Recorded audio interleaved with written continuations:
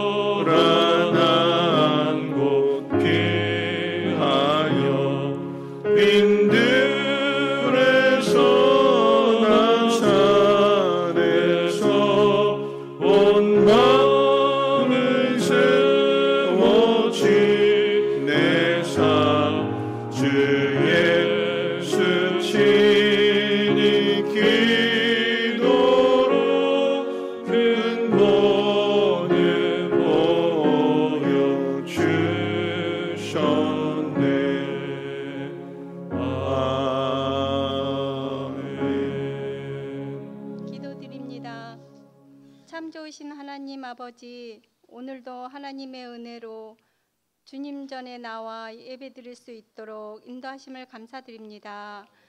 하나님께 감사하며 우리의 온 마음과 정성으로 하나님을 높여드리오니 하나님 홀로 영광받아 주시옵소서. 하나님, 이 시간 세상 가운데 살다가 연약해진 믿음으로 인하여 부족했던 우리의 모습을 용서하여 주시옵소서.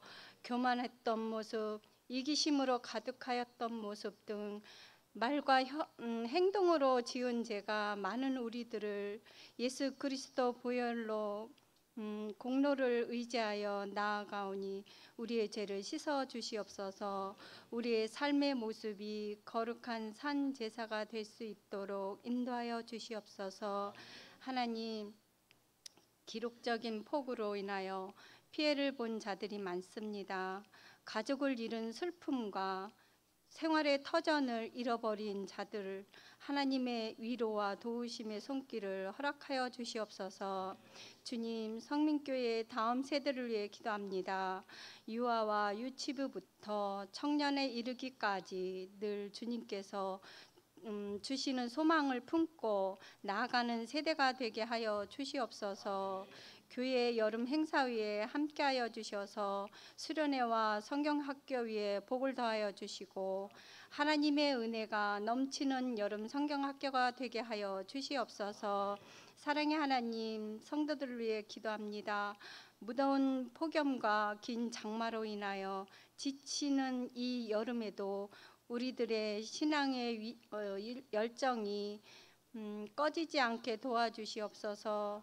하나님을 알아가기에 힘쓰는 성도들이 되게 하여 주시옵시고 하나님을 예배하는 자리를 사모하여 하나님을 만나고 신앙의 굳건함을 누리는 성도들이 되게 하여 주시옵소서.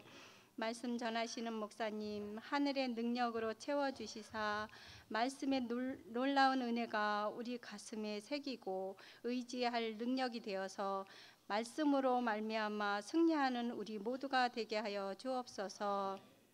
선포되는 말씀을 통하여 우리의 심령이 변화받고 병든 몸과 마음이 치유받는 역사가 일어나게 하옵소서.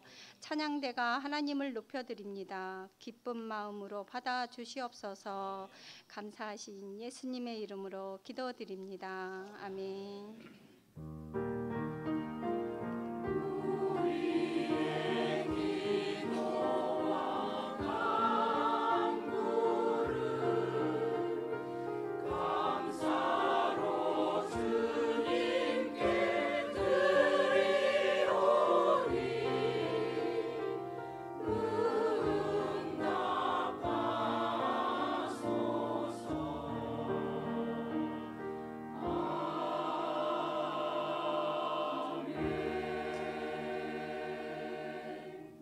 교회 소식은 주보를 참고하시고요. 교육부서 여름 행사들이 여러분의 기도와 또 관심 가운데 잘 진행되고 또한 맞춰지고 있습니다. 앞으로도 이제 CL팀과 또 예담 주등부 남아있기 때문에 더 많이 기도해 주시고 다음 세대가 온전하게 바르게 세워줄 수 있도록 여러분들이 많은 관심과 또 협력 부탁드리겠고요.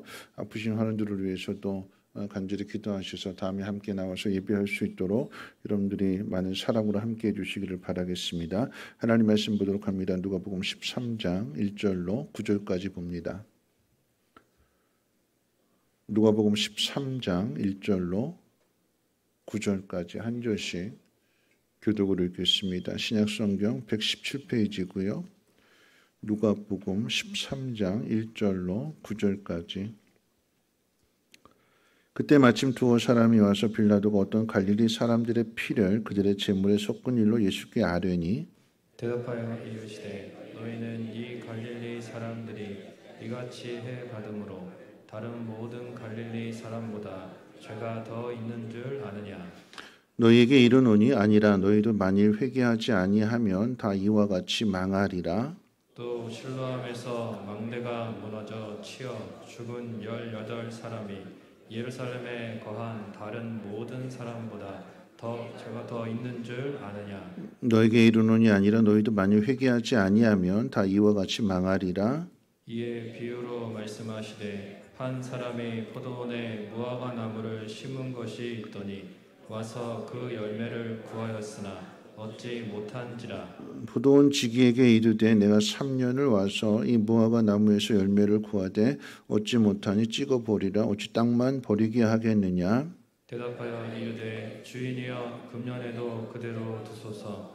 내가 두루 파고 거름을 줄이니 이후에 만일 열매가 열매는 좋거니와 그렇지 않으면 찍어버리소서 하였다 하시니라. 아멘. 호산나 찬양대 찬양이겠습니다.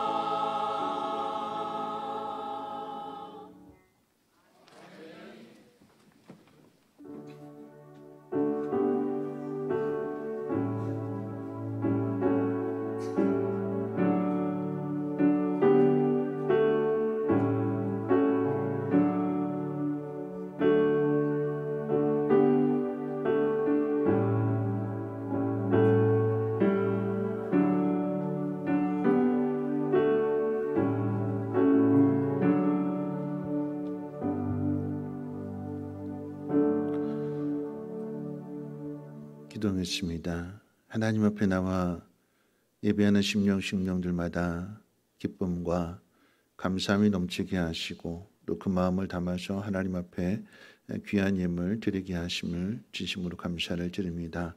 우리의 마음이 더욱더 풍요로워지게 하셔서 많은 것들을 나누며 또 하나님 앞에 온전하게 드리게 될 때에 하나님께서 기쁨으로 받아주시고 하늘문을 열어주셔서 하늘로부터 부어지는 그 놀라운 은혜와 복이 충만하게 하시고 그것을 이웃들에까지 흘려보낼 수 있는 축복의 통로들이 되게 하옵소서.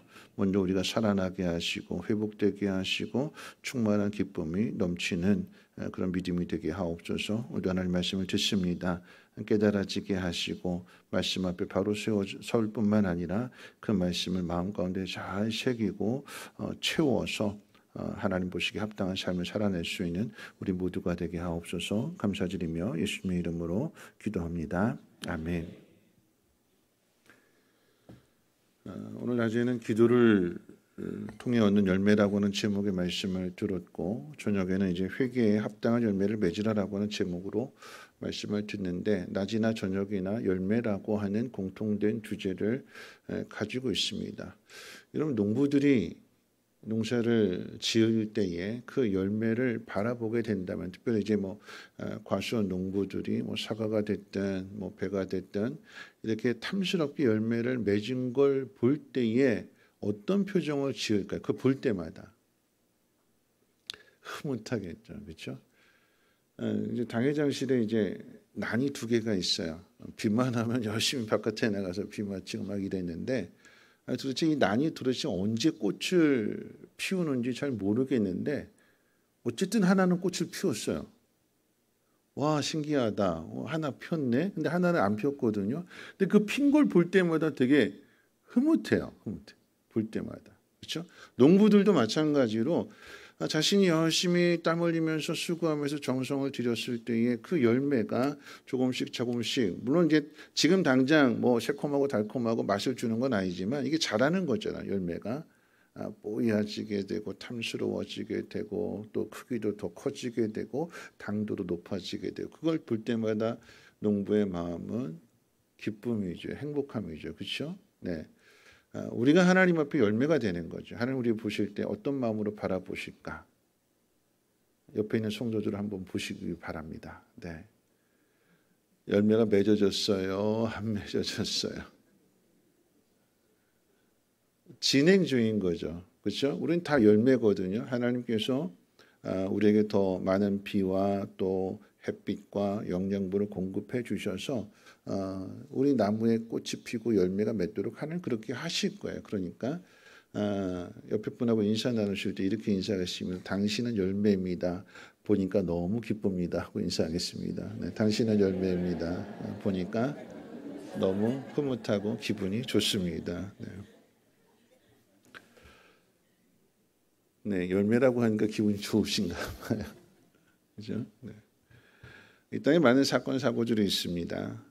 극한 호우와 같은 자연재해를 통해서도 일어나는 사고가 있는가 하면 또는 사람이 저지르게 되는 그런 범죄를 통해서도 사건이 일어납니다. 오늘 우리가 읽은 이 본문의 말씀을 보면 2사람이 와서 빌라도가 갈릴리 사람들을 죽여서 그들의 피를 제물에 섞은 일에 대한 질문을 합니다. 옥스퍼드 주석에 보면 이 피를 섞었다라고 하는 것을 문자 그대로 해석하게 되면 사람들을 죽여서 그 제물을 드렸다라고 하는 것을 볼 수도 있지만 한편으로는 이 피를 섞는다라고 하는 그 단어의 의미는 성전에서 죽임을 당했다라고 하는 의미로도 사용되어지게 됩니다. 2사람이 예수님께 찾아와서 질문하는 의도가 빌라도가 사람들을 죽인 그 빌라도의 악행을 고발하는 것이 아니라 이 사람들이 도대체 왜 죽었느냐라고 하는 것을 묻는 질문에서 생각해 본다면 성전에서 봉사하고 있는데 빌라도에 의해서 살해당한 것으로 볼 수도 있습니다. 그래서 물어보는 거예요. 이 사람들이 죄가 많아서 하나님 성전에서 봉사하는데 오늘날로 이야기하면 성전에 열심히 교회 열심히 잘 다니는데 왜 이런 슬픈 일들을 비극적인 일들을 겪어야 되는지를 묻는 질문입니다. 예수님은 여기에 대해서 직접적인 답을 주시지 않고 당시에 일어난 또 하나의 사건을 들어서 말씀을 해주십니다. 즉 실로암 망대가 무너져서 18명이 죽게 된 사건인데요. 예수님 이 사건을 말씀하시면서 이렇게 반문하죠. 죽은 사람들보다 너희가 더 의롭다고 생각하느냐? 그렇지 않다. 너희가 의롭지 않다면 너희가 그런 사건 사고들을 보면서 기억하고 생각해야 되는 것은 모든 사람은 다 죽는데 죽기 직전에 회개해야 된다라고 하는 회개의 중요성을 가르쳐 주시는 말씀입니다. 여러분 이때뿐만 아니라 우리도 많은 사건과 사고에 관련된 죽음의 소식들을 듣습니다.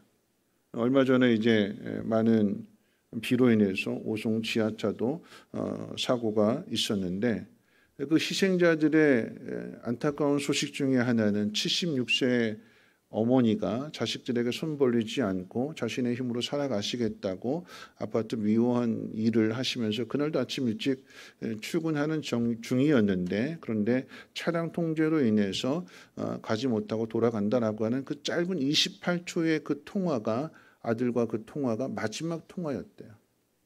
그리고 이제 사건 소식을 듣게 되고 어머니한테 전화를 드렸는데 다시 통화가 되지 않고 나중에 이제 그 사고로 인해서 희생되었다라고 하는 소식을 듣고 오열했다라고 하는 그 이야기를 듣습니다. 여러분 이런 재해 사건들을 재난이나 또 범죄에 의한 사건 사고들을 통해서 보도하면서 이렇게 장례식장을 비춰주잖아요. 그럴 때 빈소 가운데 그 사람의 종교가 다 드러나게 되죠. 기독교라고 한다면 제사상이 없고 거기에 이제 위패에 십자가가 있고 직분이 있고 그리고 또 그 밑에 이제 성경책이 놓여 있기도 하고 이게 이제 카메라로 쫙 비추잖아요. 그럴 때에 이분이 교회 다니는 분이었구나, 예수 믿는 분이었구나. 안타까운 사고로 인한 사망자라고 생각했을 때에는 우리 마음속에도 그런 생각이 들어요. 왜 하나님께서 이런 모습으로 데려가실까? 그럼 제가 오늘 낮에 말씀드린 그 인천에서 일어난 그 사고 문기 목사님이 이제 입관 예배를 드렸을 때에 그 희생자 살해당한 그 젊은 아가씨의 어머니도 함께 부상을 입었는데 그 어머니가 목사네요. 어머니가 목사면 그 딸은 목사의 자녀가 되는 거잖아요. 왜 이런 일들이 목사의 딸에게 일어났을까? 오늘 이 본문에 나와 있는 이런 생각을 가지고 질문한다라고 하면 죄가 많아서 그런 것일까? 하는 그런 생각. 마치 욥기서에 등장하는 욥의 친구들이 욥이 당하는 고난을 보면서 너 죄가 많으니까 빨리 회개하라 라고 하는 그런 생각들이 우리 마음 가운데 은연중에 있다라고 하는 거죠. 이 사람들이 죄가 많아서 이런 사고의 희생자가 되었는지 빌라도는 악한 사람이지만 그 악한 빌라도가 휘두른 칼에 의해서 이 사람들이 많은 사람들 가운데 특별히 하나님 죄 많은 사람들을 희생하게 하셨는지를 묻는 질문에 대해서 예수님은 거기에 대해 대답하지 않으시고 그들이 말한 그 사건, 그 사고에 덧붙여서 실로암 망대가 무너진 사건을 함께 말씀하심으로 인해서 사람들에게 언제 어디서든 어떤 사고가 일어날지 알지 못하기 때문에 죽기 직전에 반드시 회개해야 함을 회개의 중요성을 가르쳐주는 말씀입니다. 너희도 이와 같이 회개하지 않으면 망한다라고 하는 말씀을 들려주시는데 너희도 이와 같이 하지 않으면 망한다라고 하는 이 말씀과 관련한 두 가지 교훈을 얻게 됩니다. 첫째는 뭐냐면 사람들은 이런 일들이 자신에게 일어날 것으로는 전혀 생각하지 않는다라고 하는 사실입니다. 전도서 7장 2절 말씀 가운데 보면 초상집에 가는 것이 잔치집에 가는 것보다 나으니 모든 사람의 끝이 이와 같이 됨이라 산 자는 이것을 그의 마음에 둘지어다 그랬습니다. 살아있는 사람은 죽은 사람의 모습을 보면서 거기서 인생의 교훈을 찾고 하나님의 뜻대로 하나님 보시기에 합당하게 살아야 됨을 가르쳐주는 말씀입니다. 여러분 이 전도서 7장 2절 말씀 가운데 주목해야 될 말씀은 모든 사람의 끝이 이와 같다. 이와 똑같다. 오늘 예수님 말씀도 그렇잖아요. 너희가 회개하지 않으면 이와 같이 그 사람들만 망하는 것이 아니라 그 사람들만 죽는 것이 아니라 그 사람들만 사건의 피해자요 희생자가 되는 것이 아니라 너희도 똑같이 그렇게 될 수 있다. 그러니까 그런 일들이 너에게 일어나기 직전에 회개하라 라고 하는 거죠. 여러분 초상집에 간 사람들 보면 초상집에 왜 갈까요? 돌아가신 그분과 뭔가 연관이 있기 때문에 가는 거잖아요. 뭐 직업으로 인한 연관이 됐든 아니면 개인적인 친분이 됐든 관계가 있기 때문에 초상집에 가는 거예요. 그런데 그 관계가 깊냐 아니면 그냥 알고만 지내는 그런 사이냐에 따라서 그 초상집에 가는 마음도 달라지게 되는, 그 사람이 관계가 깊다라고 하면 가서 어떻게 해요? 통곡하죠.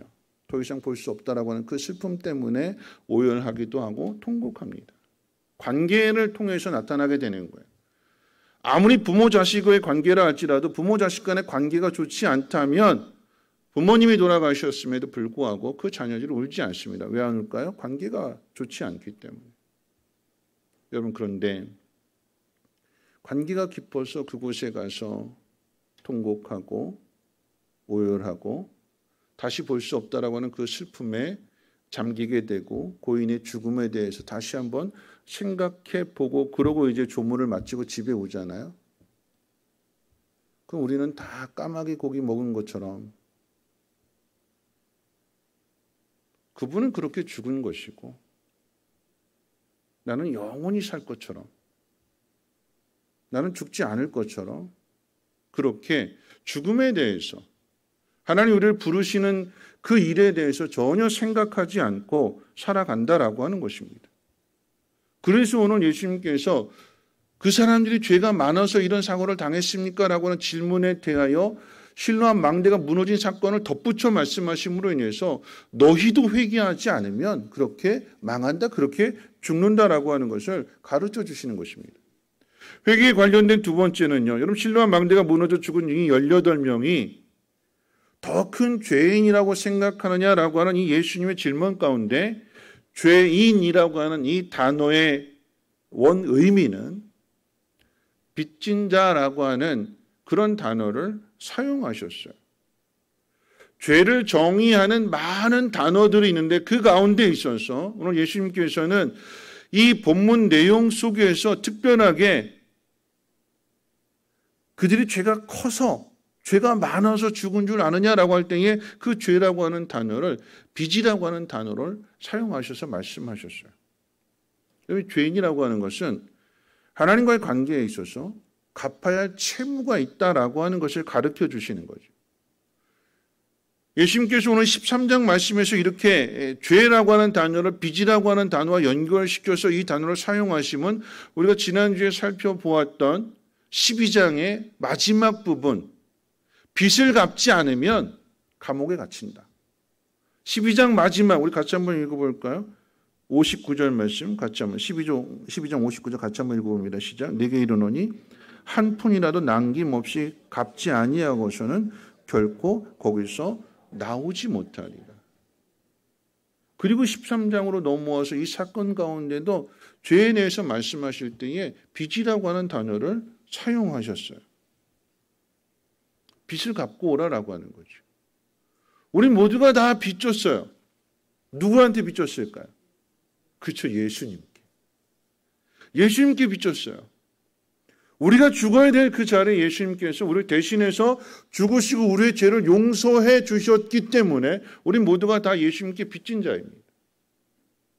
우리가 이 땅을 살아가는 이유는 예수님께서 이 땅에서 행하셔야 할 그 일들을 빚을 졌기 때문에 그 빚을 갚아야 되는 거예요. 빚 갚는 거예요. 자주 말씀드립니다만 라이언 일병 구하기라고 하는 그 영화 속에서 라이언 일병을 구하기 위해서 특공대가 파견이 되고 뭐 헬기며 정말 미국의 최정예 부대가 투입이 되는 거, 한 사람 살리기 위해서. 이 한 사람 살리면서 많은 그 군인들이 희생을 당했어요. 그 대위가 죽으면서 뭐라고 이야기하는가? 우리 몫을 대신해서 잘 살으라고. 우리가 너희를 구하기 위해서 어떤 희생을 했는지를 잘 생각해보고 헛되이 살지 말고 잘 살으라고. 이게 유언이었어요.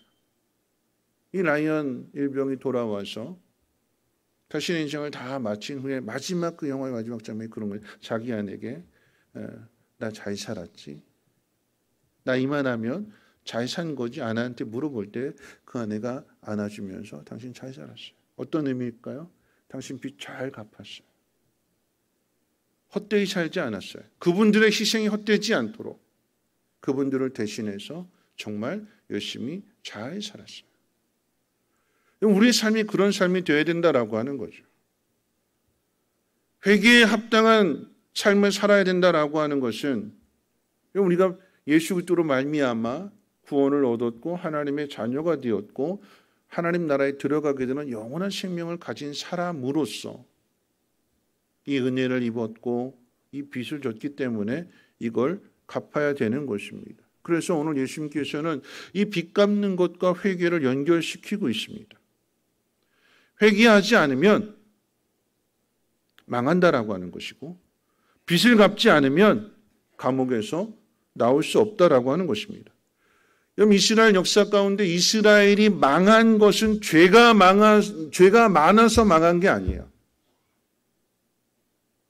잘 기억하세요. 이스라엘이 망한 건 죄가 많아서 망한 게 아니에요. 왜 망했을까요? 왜 망했어요? 죄가 망해서 망한 게 아니라 왜 망했어요? 회개하지 않아서 망했어요. 우리가 새벽에 살펴보는 말씀이 예레미야서의 말씀 가운데 예레미야 선지자가 돌이켜라 회개하라 계속해서 말씀해 주시는 거예요.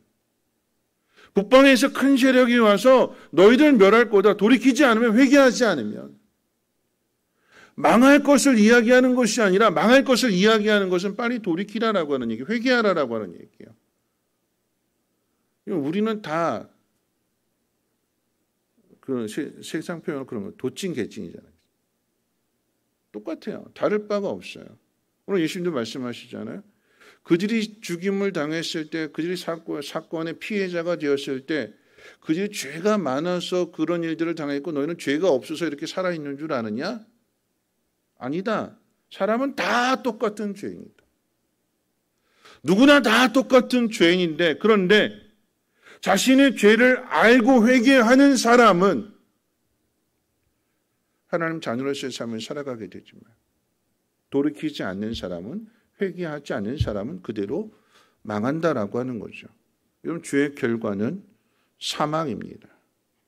그렇기 때문에 사망에 이르기 전에 회개해야 됩니다.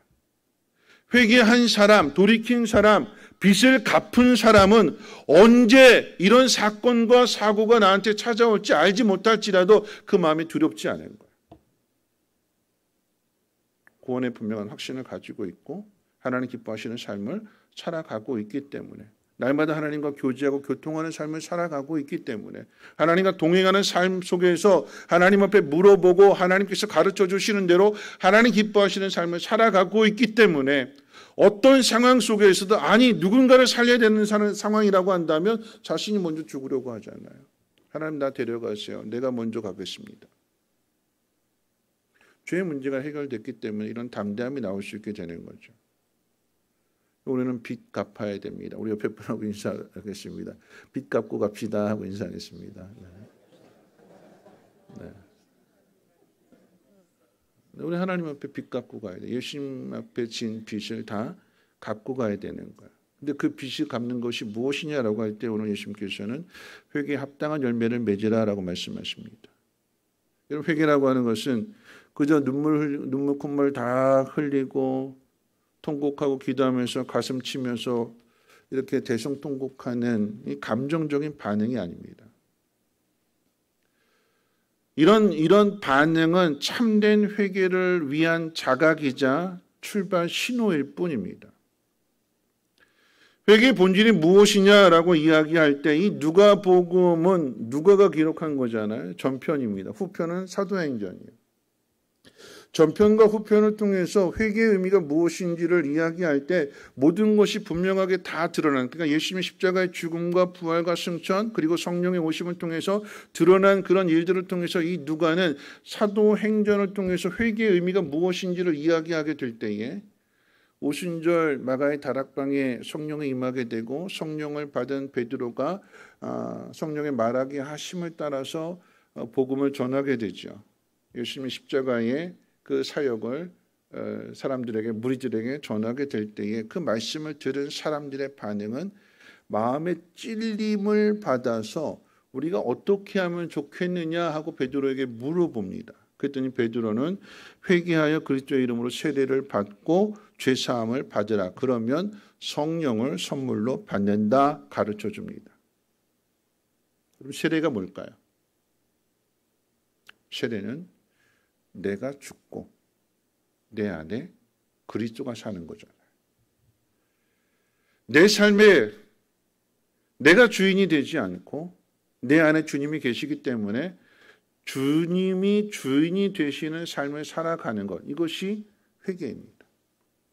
그래서 주님이 내 안에 주인 되신다라고 하는 사실을 인증해 주시고 확증해 주시고 그런 삶을 살 수 있도록 도우시기 위해서 성령이 우리 가운데 오신 거예요. 성령을 따라 사는 삶, 이게 회개에 합당한 열매를 맺는 거죠. 성령의 열매가 뭐라고 그랬어요? 사랑, 희락, 화평, 자비, 인내, 양성, 충성, 온유, 절제. 이 모든 걸 하나로 묶는다라고 하면 사랑입니다. 사랑. 그러니까 성령을 따라 산다라고 하는 거. 여러분 성령 충만한 사람의 그 얼굴을 보면 어떤 얼굴일까요? 성령 충만한 사람. 여러분 은혜가 충만할 때 여러분 얼굴은 어떤 얼굴일까요? 환하고 밝고 얼굴에 항상 웃음이 떠나지 않고. 한번 옆에 분 봐주세요. 성령 충만한지. 활짝 웃어주세요. 네. 성령 충만함이라고 하는 건 기쁨이에요. 기쁨. 왜 기쁠까요? 여러분 성령 충만한 것을 쉽게 표현하면 한마디로 표현하면 기쁨이에요. 기쁨. 왜 기쁠까요? 내가 가는 이 길이 나 혼자 걸어가는 길이 아니라 나 혼자 걸어가면 힘들고 외롭고 짜증나고 왜 나만 이 길을 걸어가야 되나 이렇게 생각할 텐데 성령 충만하다라고 하는 것은 성령과 함께 그 길을 걸어가고 있는 거잖아요. 외롭지 않은 거예요. 동행자가 있는 거예요. 그 동행자 나를 지켜주고 보호해주고 보디가드처럼. 그리고 내가 무언가를 할 수 있도록 할 때에 힘주고 에너지 주고 그 모든 일을 이룰 수 있도록. 그러니까 어떻게 해요? 기쁜 거예요. 기쁜 거. 회개에 합당한 열매가 무엇이냐라고 할 때에 성령을 따라 사는 삶을 살아가게 되는 거죠. 다만 이제 오늘 본문인 누가복음은 예수님이 십자가에 못 박히시기 전이기 때문에, 즉 성령이 오시기 전이기 때문에 무리들을 향해서 회개하라라고 하는 말씀의 의미는 예수 그리스도를 보내신 하나님의 그 사랑을 깨닫고 하나님의 사랑으로 돌아오라고 하는 길이고, 우상을 숭배하고 이방신을 섬기는 그런 허탄한 데에서 돌이키라라고 하는 의미를 가르쳐주고 있습니다. 더 나아가서 종교적인 외식, 거기에 빠져 있지 말고 하나님의 참된 사랑, 아들을 보내신, 지금 하나님의 아들이 앞에 있는 상황이잖아요. 그러니까 예수 그리스도를 통해서 하나님 아버지를 볼 수 있는, 그리고 그 뜻을 따라 살아갈 수 있는, 이게 회개에 합당한 열매가 되는 거죠. 여러분 이 회개에 합당한 열매를 위해서 예수님께서는 이어지는 말씀 가운데 무화과 열매에 대한 비유를 말씀하시잖아요. 열매가 없는 나무에 대해서 주인이 열매를 3년 동안 지켜봤음에도 불구하고 열매가 없으니까 찍어버리겠대요. 그럼 나무에 가치는 열매에 있습니다. 이 과수원 주인이 자기 과수원에다가 이 무화과 나무를 심는 목적은 뭘까요? 관상수일까요? 보기 위해서? 아니죠. 열매를 얻기 위해서. 무화과 나무이기 때문에. 포도나무를 심었다라고 하면 포도 열매를 얻기 위해서고, 감람나무를 심었다면 감람나무의 열매를, 올리브를 얻기 위해서 그걸 심는 거예요. 열매를 목적으로 심는 거예요. 그럼 나무는 주인이 열매를 목적으로 심었기 때문에 그 나무는 열매를 맺어야 되는 거예요. 그건 당연한 겁니다. 근데 이 3년 동안이나 지켜봤는데, 열매를 구했는데 이 무화과 나무가 열매를 맺지 못했습니다. 찍어버리겠대요. 여러분, 예수님께서 이 비유를 이야기하실 때에 이 주인은 하나님을 가리키는 것이고, 거기에 농부는 예수님을 가리키는 것이고, 무화과 나무는 우리를 가리키는 것입니다. 열매를 주인이 요구하는데 열매를 맺지 못했을 때 누가 나서는가? 농부가 나서요. 시간을 주십시오. 올해 한 번만 더 기회를 주십시오. 내가 땅을 더 깊게 파고 넓게 파고 거름을 주어서 열매를 맺도록 내가 힘쓰겠습니다. 저를 보시고 한 번만 더 기회를 주십시오. 우리가 열매를 맺어야 되는데, 열매를 맺는다라고 하는 것은 성령을 따라 사는 삶을 이야기하는 거잖아요. 안 된다, 못한다가 아니라 성령께서 도와주실 것을 믿고 순종하는 그 삶 속에서 주님이 기뻐하시는 그 열매를 맺는 것이 우리가 마땅히 행해야 될 일들인데, 우리가 그걸 거역하잖아요. 안 하겠다고, 못 하겠다고, 내 마음대로 살겠다고. 그래서 열매를 맺지 못했을 때에 찍어서 불에 태워지는 것이 마땅함에도 불구하고 이 일에 대하여 중보자가 되시는 예수님께서 나서시는 거예요. 한 번만 더 기회를 주십시오. 예수님께서 이 땅에 오신 이유는 의인을 부르러 오신 것이 아니라 죄인을 부르러 오셨다고 그랬어요. 화려하고 높은 사람들을 만나서 교제하시고 그 사람들에게 영향력을 행사하는 것이 아니라 반대로 사람들이 외면하고 비판하고 거절하고 무시하고 왕따시키는 세리와 창녀들과 죄인들을 찾아가셨습니다. 그리고 그들을 고쳐주시죠.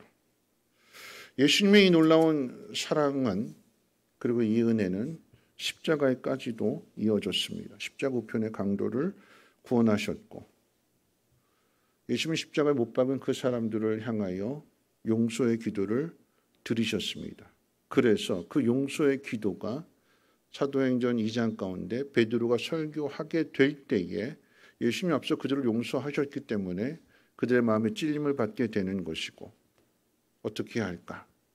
말씀이 들어가게 되니까 마음에 찔림을 받으면서 회개하면서 그들의 삶이 변하게 되는 것이고 제자가 되는 것이고 세례를 받게 되더라라고 하는 거죠. 그리고 그 이후의 삶의 모습들은 초대교회의 모습을 우리에게 분명하게 가르쳐주고 있습니다. 성령 충만한 결과가 무엇이냐? 자신의 것을 다 내어주고 그래서 모두가 다 같아지는 믿음의 공동체로서 천국으로서의 그 모습을, 성령 충만한 그 모습을 보여주고 나타내는 것입니다. 이게 열매예요. 열매는 눈에 보이는 것이고요. 열매는 자신에게 유익이 되는 것이 아니라 다른 사람에게 유익이 되는, 기쁨을 주는, 농부에게도 기쁨을 줄 뿐만 아니라 그 열매를 먹는 많은 사람들에게 갈증을 해소해주고 배고픔을 면하게 해주고 영양분을 공급해주는, 기쁨을 주는, 그게 열매예요. 우리에게 그것이 있어야 된다라고 하는 것입니다. 우리에게 있어야 할, 마땅히 있어야 할 이 다른 사람에게 기쁨을 주는 삶을 살지 못하게 될 때에 너는 이제 글렀다, 틀렸다 하고 주님이 찍어버리시는 것이 아니라 주님이 우리를 대신해서 십자가를 지셨던 것처럼 하나님 보좌 우편에서 지금도 중보하시면서 하나님 앞에 기회를 달라고. 주님이 나서셔서 여러분 그 일을 하시잖아요. 한 번 더 기회를 주십시오. 내가 땅을 더 넓게 파고 거름을 주도록 하겠습니다. 그래도 그때 가서도 열매를 맺지 않는다면 그때 찍어버리십시오. 여러분, 이런 이야기는요, 출애굽기 32장의 모세의 이야기하고도 똑같잖아요. 이스라엘 백성들이 금송아지 만들어 놓고 이게 하나님이다, 우상 숭배하게 될 때에 하나님이 이들을 다 진멸해버리고 너를 통해서 다시 시작하겠다라고 할 때에 모세가 하나님 앞에 중보자로 나서잖아요. 하나님, 내 이름을 생명책에서 지워버릴지라도 이들을 용서해 주십시오. 그래서 기회를 얻었어요. 하나님 그들을 용서해 주셨습니다. 그러면 똑바로 살아야 되잖아요. 그런데 가데스 바네아에서 못 들어간다, 안 된다, 또다시 불순종하게 되니까 결국은 가나안 땅에 들어가지 못합니다. 하나님께서 열매를 우리가 맺을 수 있도록 기다려주는 이 기다림의 시간이 여러분 저절로 있다라고 하는 것이 아니면 우리는 기억해야 됩니다. 중보자이신 이 예수님을 십자가에 못 박는 하나님의 은혜와 우리를 대신하여 기도하시고 대속의 제물이 되신 예수님의 사랑이 없다면 우리는 당장에 멸망당할 수밖에 없는, 지금 죽어도 할 말이 없는, 우리에게 시간이 주어졌다라고 하는 것은 그 시간 속에 예수님의 중보가 있음을 우리는 분명하게 기억해야 될 것입니다. 그것을 아는 것이 신앙의 철이 드는 것이고요, 회개에 합당한 열매를 맺는 출발점이 될 것입니다. 우리는 근데 무지해요. 앞서 이야기했던 것처럼 추상집에 가서도 펑펑 울고 남을 위해서는 펑펑 우는데 자기 자신이 그렇게 될 것이라고 하는 것을 전혀 생각하지도 않고 그렇게 살아가잖아요. 많은 은혜를 받고 있음에도 불구하고 그 은혜를 생각하지 못하는 것은 하나님과 우리의 관계뿐만 아니라 부모 자식과의 관계에서도 드러나고 나타나는 거잖아요. 그럼 자녀들은 내가 똑똑하고 잘난 것으로 이렇게 이야기하잖아요. 그렇죠? 근데 그 잘나고 똑똑한 유전자를 누가 물려줬을까요? 어디서 얻었을까요? 저절로 가지고 태어났어요? 유전자를? 아니죠. 부모로부터 물려받은 거예요. 부모의 유전자가 자녀에게 물려지게 되는, 내가 똑똑하고 잘나서 내가 이렇게 성공하고 잘났다라고 하는 것은 그 똑똑한 건 잘난 부모로부터 받은 거예요. 반대로 내가 못났다라고 하면, 부모로부터 못난 유전자를 물려받았다라고 하면 그 못난 유전자를 물려준 그 부모가 어떤 마음을 가질까요? 부모가 내가 죄인이다, 미안하다, 내가 못나서 너한테 이런 것들을 물려줬구나. 그리고는 어떻게 해요? 그 자녀를 대신해서 하나님, 나는 못났습니다, 나는 못합니다, 그러니까 하나님 도와주세요. 하나님 앞에 부탁하잖아요. 그게 부모님의 사랑이잖아요. 여러분, 이 말씀을 정리할 텐데요, 우리가 이 자리에 그냥 저절로 있는 게 아니에요. 우리 삶을 돌아볼 때 저 자신도 마찬가지고, 하나님 보시기에 합당하고 올바른 삶을 살지 못하고 넘어질 때가 더 많고 인상 쓸 때가 더 많고, 근데 그럼에도 불구하고 오늘의 이 시간을, 이 자리를 허락하시는 것은 하나님이 참아주시고 기다려주시기 때문이고, 더 나아가서는 우리를 대신하여 십자가에 못 박으신 그 주님이 우리를 끝까지 책임지기 위해서 지금도 하나님 앞에 중보 기도하기 때문에 오늘 우리가 이 자리에 있는 거예요. 그럼에도 불구하고 이 자리에 있는 것입니다. 우리가 해야 될 일이 뭘까요? 빚 갚아야 되는 거잖아요. 제대로 살고 가야 되는 거죠. 하나님이 어떤 분이신가를 드러내는 삶을 살아가야 되는, 은혜 받았으니까 그 은혜를 갚아야 되는데, 여러분 당장에 한번 생각해 보세요. 옛날 시대에 우리 부모님들이, 저도 그랬어요. 저도 태어났을 때 오래 못 산다고 그랬어요. 아기로 태어났을 때. 그때 뭐 병원의 혜택을 제대로 받겠습니까? 뭐 돈이 많아서 뭐 이렇게 돈으로 다 치료하겠습니까? 그러지 않잖아요. 제가 어떻게 이 자리에 있을까요? 여러분들 태어났을 때 오래 산다고 보장받았어요? 태어났을 때?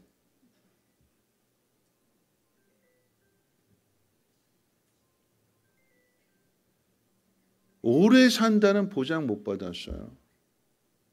아이들 가운데 아이들 태어났을 때 아이가 아파서 병원에 갔는데 때로는 뭐 병명도 안 나오기도 하고 병명이 나왔어요. 의사는 늘 겁주잖아요. 오래 못 삽니다. 곧 죽습니다. 그럼 어떻게 할까요? 내버려둬요? 네 운명이다, 네 팔자다 내버려둬요? 아니잖아요. 어떻게 해요?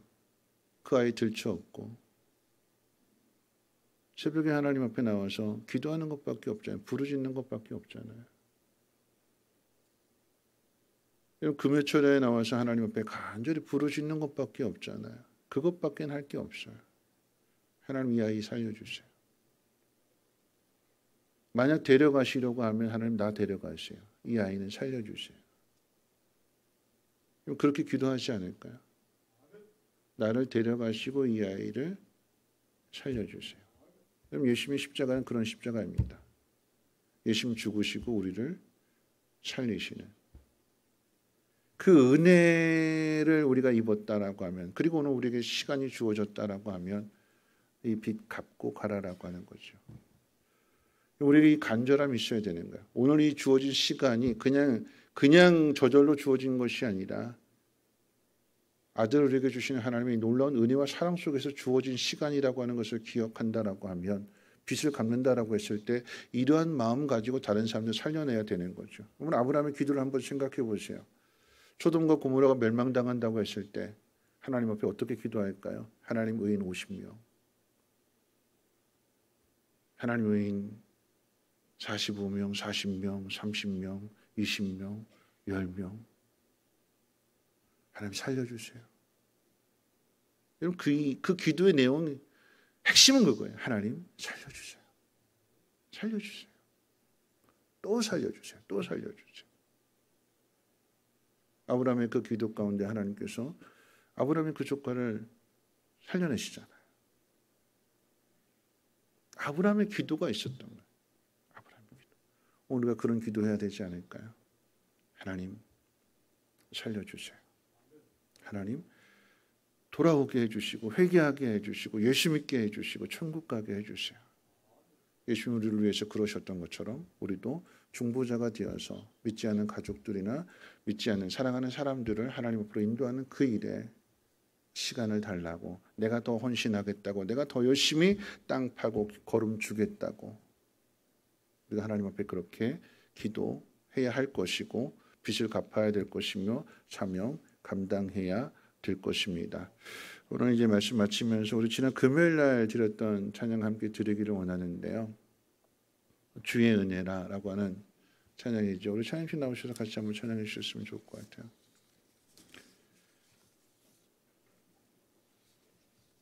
내가 이 자리에 서 있는 것이 내가 잘나고 똑똑해서 이 자리에 서 있는 것이 아니라 모든 것이 하나님의 은혜입니다.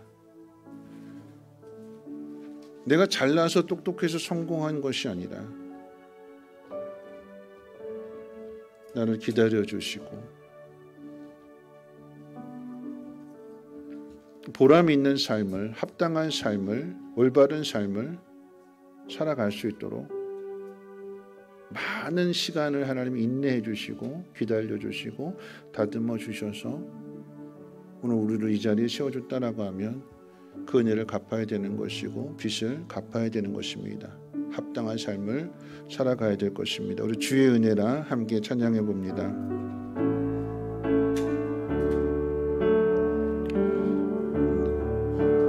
내 평생 살아온 길 뒤돌아보니 짧은 내 인생길 오직 은혜라. 내 평생 살아온 길 뒤돌아보니 짧은 내 인생길 오직 주의 은혜라 주의 은혜라 주의 은혜라 내 평생 살아온 길 주의 은혜라 주의 은혜라 함이 없는 사랑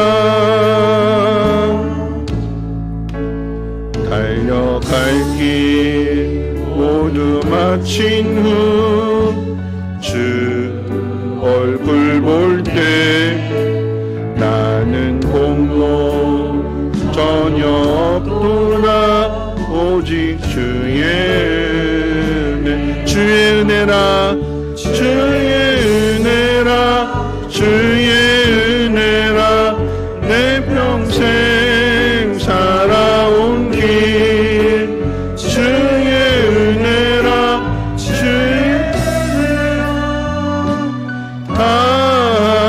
함이 없는 사랑 달려갈 길 모두 마친 후 주 얼굴 볼 때 나는 공로 전혀 없구나 오직 주의 지금까지 지내온 것 지금까지 지내온 것 주의 크신 은혜라 한이 없는 주의 사랑 어찌로 말하랴 자나깨나 주의 손이 항상 살펴주시고 모든 일 주 안에서 형통하게 주의 은혜라 주의 은혜라 주의 은혜라 주의 은혜라 내 평생 살아온 길 주의 은혜라 주의 은혜라 함이 없는 사랑 달려갈 길 모두 마친 후 주 얼굴 볼 때 나는 공로 전혀 없구나 주의 우리 다시 한번 처음부터 부르겠습니다. 내 평생 살아온 길 뒤돌아보니 짧은 내 인생길 오직 주의 은혜라 주의 은혜라 주의 은혜라 내 평생 살아온 길 주의 은혜라 주의 은혜라 함이 없는 사랑 달려갈 길 모두 마친 후 주 얼굴 볼 때 나는 공로 전혀 없구나 오직 주의 지금까지 지내온 것 지금까지 지내온 것 주의 크신 은혜라 한이 없는 주의 사랑 어찌로 말하랴 자나깨나 주의 손이 항상 살펴주시고 모든 일 주 안에서 형통 주의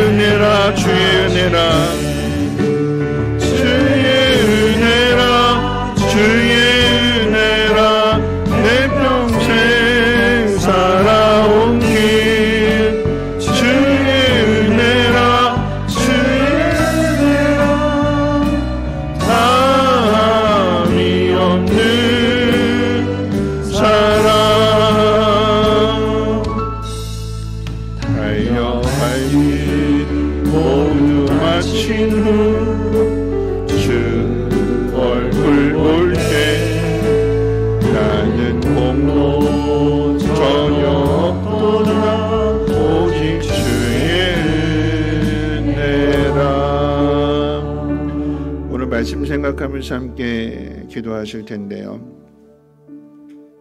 우리 언제 죽을지 모르잖아요. 하나님 언제 부르실지 우리는 아무도 알지 못합니다. 근데 회개한 사람은, 분명한 확신이 있는 사람은, 그리고 열매를 맺은 사람은 두렵지 않을 것입니다. 그는 자신의 안위를 생각하는 것이 아니라 그렇지 못한 사람을 돌아보게 되는 것이고, 그들을 가슴에 품고 그들을 위해서 기도하게 되는 것, 이게 빚 갚는 거예요. 우리 모두가 다 주님 앞에 빚을 졌습니다. 이 빚 갚고 가야 되는 거죠. 그게 열매입니다.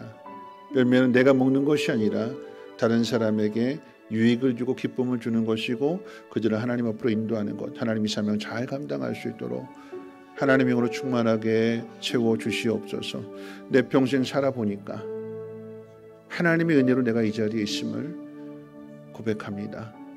하나님, 그 은혜가 나를 통해서 내 가족에게, 사랑하는 사람들에게 잘 흘러가서 먼 훗날 하나님 나라에 함께 이룰 수 있도록 하나님 우리를 사용해 주시옵소서. 하나님의 충만함을 허락하여 주시고, 사랑하는 그 모든 것들을 기쁨으로 감사함으로 사명 감당케 해달라고 함께 통성으로 하나님 앞에 기도합니다. 거룩하신 하나님, 오늘도 하나님 말씀을 듣습니다.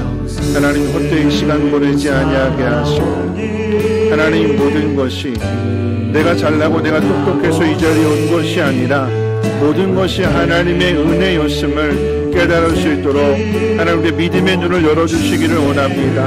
하나님 앞에 감사하며 내가 무엇으로 보답할까? 하나님, 빚진 자 되어서, 사랑의 빚진 자 되어서 하나님 그 사랑을 하나님 나보다 더 못한 사람들에게 흘려보낼 수 있도록 하나님 오늘 이 시간 기름 부어 주옵소서. 하나님, 내 삶에 아무런 열매가 없다면 하나님 다시 한번 하나님 기회를 주셔서 하나님 땅을 더 넓고 깊게 파겠습니다. 걸음을 듬뿍 주겠습니다.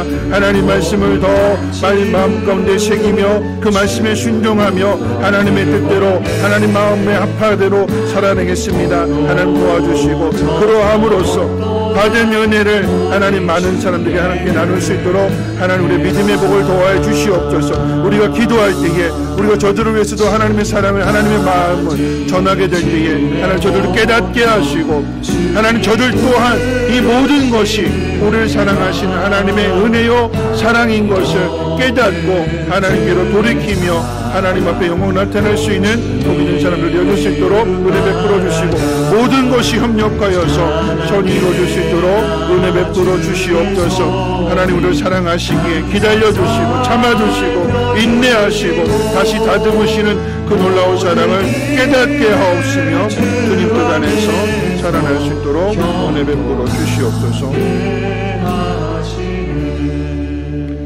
그렇습니다. 하나님, 오늘 우리 이 자리에 있는 모든 것이 하나님의 은혜임을 기억하게 하시고, 내가 잘나서 똑똑해서 이 자리에 있는 것이 아니라 모든 것이 주의 은혜요, 그 은혜 속에서 예수 그리스도를 통한 그 사랑, 그 기다림, 그 인내, 그 훈련, 하나님 모든 것들을 우리가 잘 깨닫고 감당함으로 인하여서 빚진 자로서 빚 갚게 하시되, 하나님 나보다 더 못한 사람들을 돌아보며 아브라함이 50명, 40명, 30명 그렇게 간절히 기도했던 것처럼 우리도 기도하게 하시고, 주의 사랑을 잘 전하여서 저들 또한 하나님의 사랑을 우리를 통해서 보게 하시고 또 하나의 열매가 맺어지게 도와주시옵소서. 감사드리며 모든 말씀 예수님의 이름으로 기도합니다. 아멘. 주기도문합니다. 하늘에 계신 우리 아버지여, 이름이 거룩히 여김을 받으시오며 나라가 임하옵시며 뜻이 하늘에서 이루어진 것 같이 땅에서도 이루어지이다.